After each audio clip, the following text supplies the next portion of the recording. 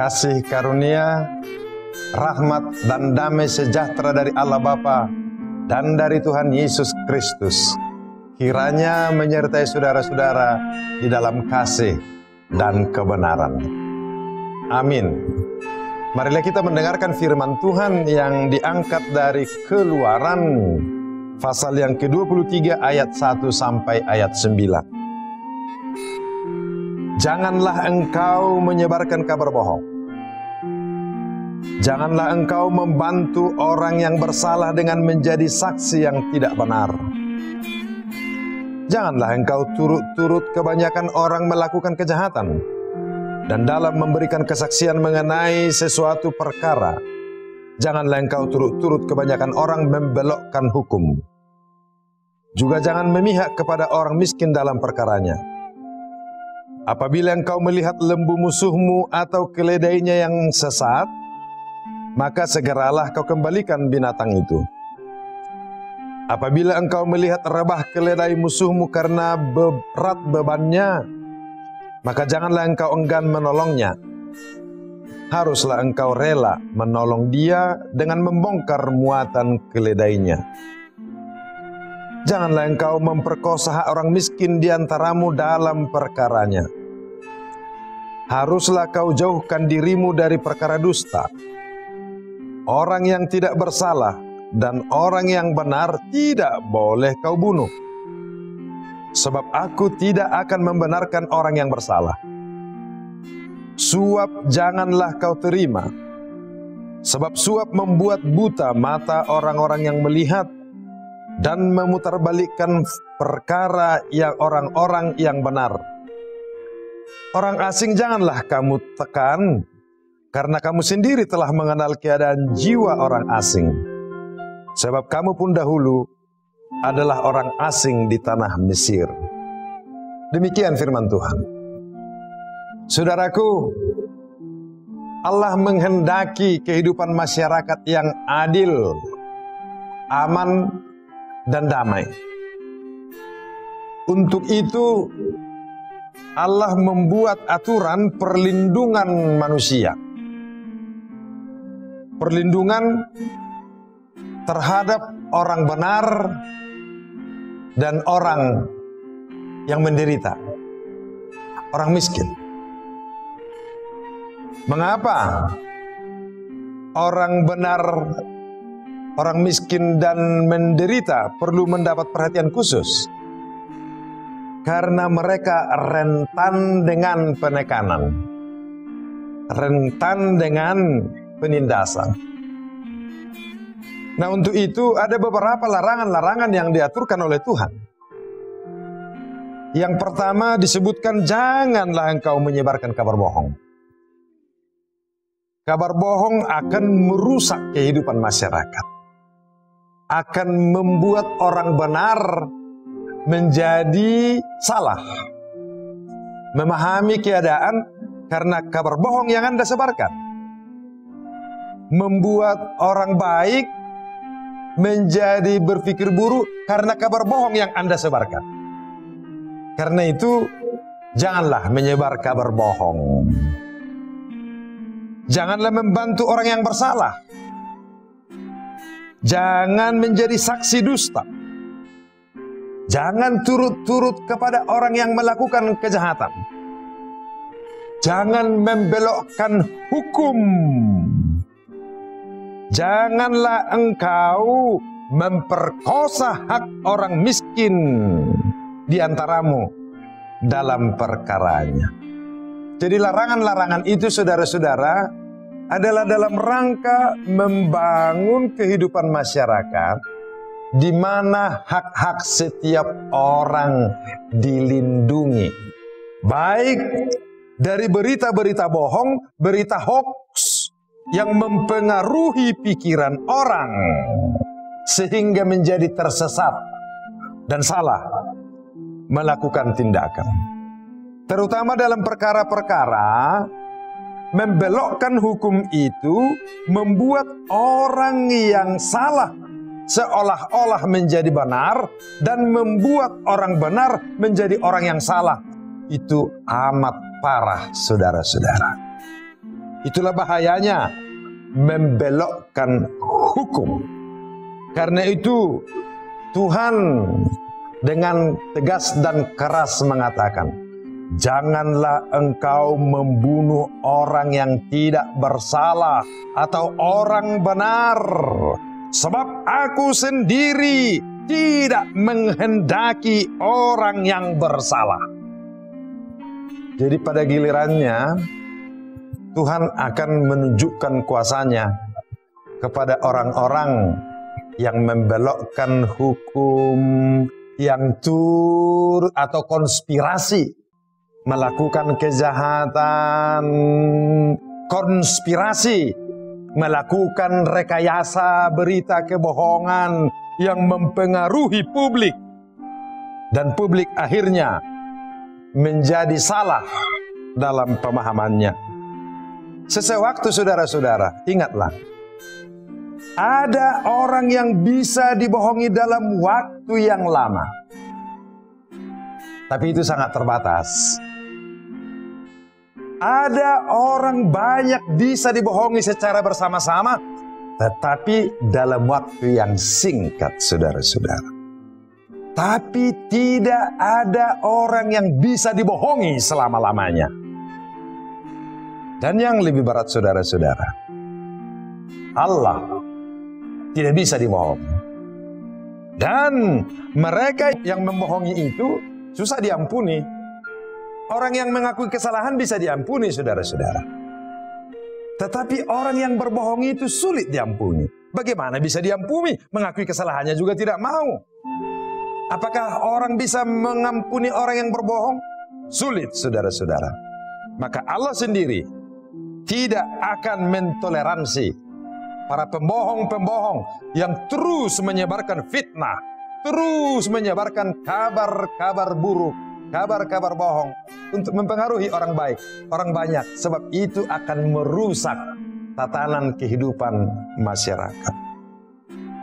Yang berikut, saudara, dalam teks kita ini secara khusus pada minggu ini yang berkaitan dengan berita bohong, pembelokan hukum, turut melakukan kejahatan, menindas orang miskin, ada pada ayat yang khusus kita gumuli pada minggu ini. Saya akan bacakan untuk saudara-saudara.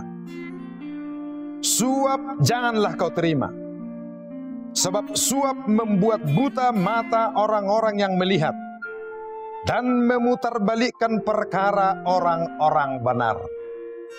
Saudaraku, bangsa kita, bangsa Indonesia yang hidup dalam berdasarkan hukum telah berjuang begitu lama melawan korupsi.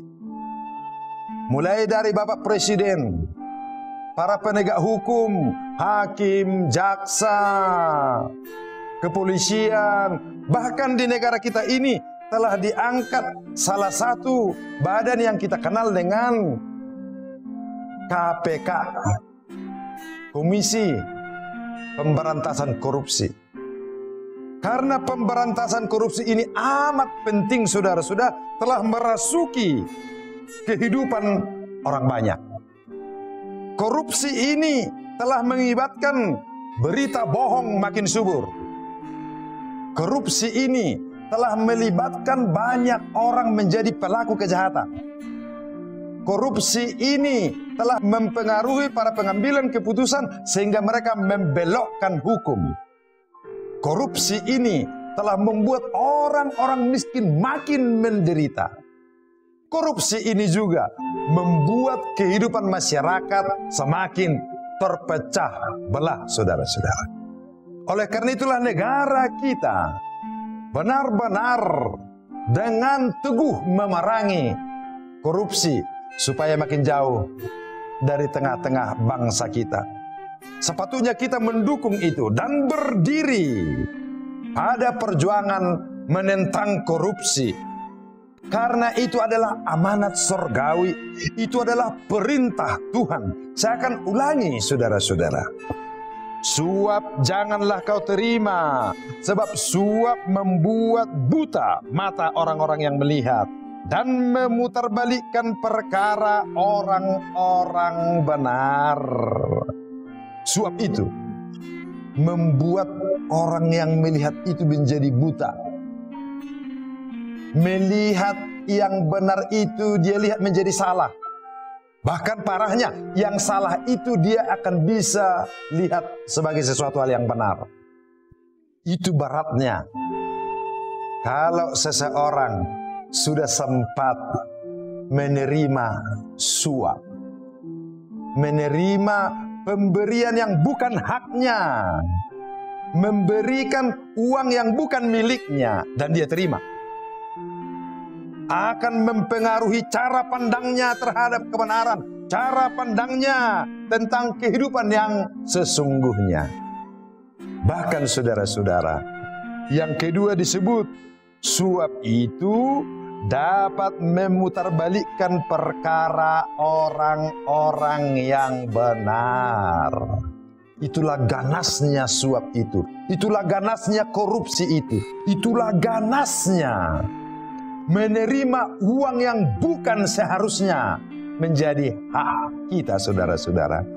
Ya, barangkali enak pada awalnya, nikmat pada awalnya, tetapi itu akan menghancurkan pikiran, hati, dan jiwa saudara-saudara. Itu adalah amanat sorgawi, itu adalah perintah Tuhan, bukan saja keinginan manusia, tetapi Tuhan yang berfirman. Janganlah menerima suap, saudara-saudara. Nah, kunci daripada kehidupan yang makin indah dan makin baik adalah bebas dari suap dan korupsi. Karena itu kita harus sungguh-sungguh memeranginya.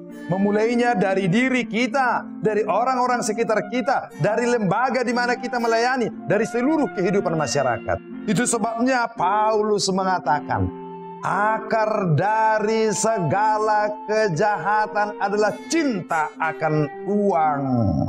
Hampir tidak ada kejahatan yang tidak terlibat dengan uang. Dan cinta akan uang akan menggelapkan mata kita, membelokkan perkara-perkara benar.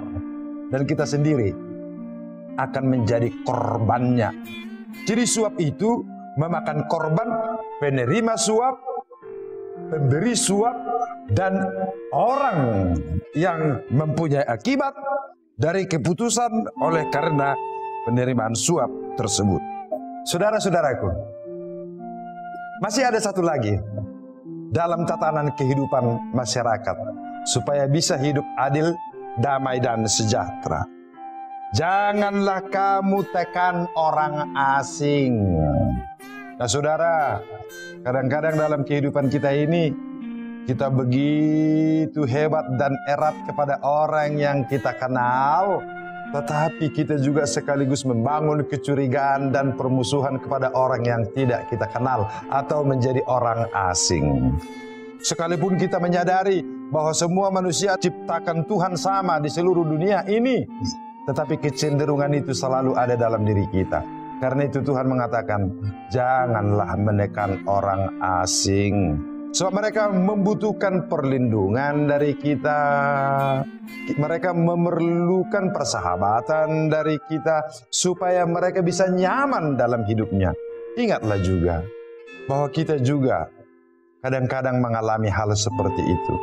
Ketika kita tak diperdulikan orang lain, ada perasaan kita yang tersingkir, rasa takut, rasa lemah. Kita sebagai orang percaya kepada Tuhan Yesus Kristus, kita harus memperlakukan semua manusia menjadi orang-orang yang dikasihi Tuhan dan dianugerahi oleh Tuhan Yesus. Kita harus berpihak pada kemanusiaan, sebab Allah yang mencipta manusia itu, Allah yang membebaskan manusia itu, Allah yang menyelamatkan manusia itu, sungguh-sungguh sepenuhnya mengasihi mereka. Maka dengan demikian Tuhan mengatakan, kasihilah sesamamu manusia seperti dirimu sendiri. Bahkan lebih tegas dikatakan, kasihilah musuhmu. Saudaraku, pada minggu ini Tuhan mengajak kita supaya kita membangun masyarakat yang adil, damai, dan sejahtera. Peduli kepada semua orang. Dan titik gerak yang penting kita renungkan ialah suap janganlah engkau terima.